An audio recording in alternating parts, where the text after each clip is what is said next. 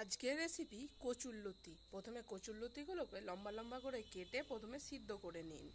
তারপরে সিদ্ধ হয়ে গেলে জলতে ঝরিয়ে তুলে নিন। এবার কড়াইয়ে তেল দিয়ে সর্ষে আর সর্ষে ফোড়ন দিয়ে পেঁয়াজগুলোকে লাল লাল করে ভেজে নিন। এবার সিদ্ধ করে রাখা কচুরলতিটা দিয়ে দিন। তারপরে ওপর থেকে জিরে গুঁড়ো, লঙ্কা গুঁড়ো, আদা রসুনের পেস্ট আর কাঁচা লঙ্কা তারপরে লবণ, হলুদ দিয়ে ভালোভাবে কষিয়ে নিন। রেডি। ভাজা ভাজা হয়ে গেলে কচুরলতি।